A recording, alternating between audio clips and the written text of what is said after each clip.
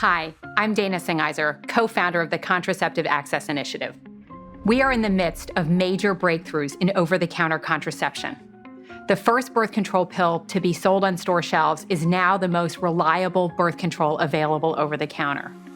And another birth control pill is in the pipeline for over-the-counter sales.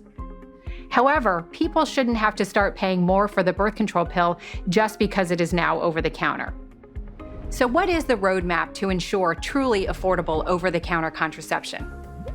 The sticker price is one factor, but in reality, other measures are just as important. There are 4 pathways to reach affordability, and many of the necessary changes can happen without legislation from Congress. First, let's talk about the tens of millions of people who get insurance through private insurance plans. A decade ago, the Affordable Care Act made contraception available with no out-of-pocket cost.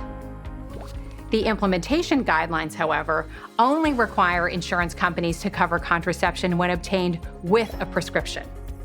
In other words, even if you can buy the same product without a prescription, insurance companies won't pay for it. This can be fixed. Federal agencies can clarify the rules to ensure that birth control pills are also covered by insurance when obtained without a prescription over the counter. Making these changes will ensure that people who get their insurance through their employer or through a healthcare exchange have over-the-counter contraception covered by their plan. Second, let's talk about the millions more people who get health insurance through a public plan, such as federal employees, military employees, and many others. Some of these government-run health insurance plans already cover contraception at no cost. But again, those plans only offer coverage if you have a prescription. These plans can also be modified to include coverage for over-the-counter contraception. Here, I'm talking about health insurance programs such as Medicaid. Fixing the guidelines for both the Affordable Care Act and some public health insurance programs will mean that over 50 million people have zero-cost access to over-the-counter birth control pills. Now let's talk about people buying the pill without insurance. The third pathway is access for the uninsured. About 14% of reproductive-age women are uninsured, and many face economic challenges. So what can we do for people who cannot use insurance and cannot afford the sticker price? There are existing programs that could offer OTC contraception for free. For example, federally funded clinics and community health centers could provide over-the-counter contraception at no cost.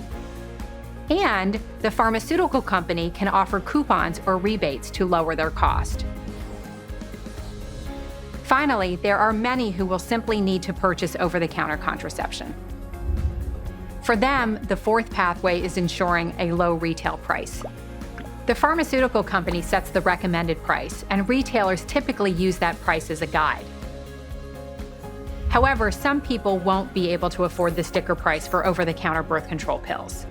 Contraception that is over-the-counter but not affordable is not equitable.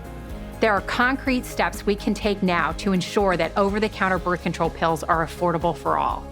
A future where contraception is affordable and accessible is within reach. The country is ready for the next step towards equity, no-cost over-the-counter contraception.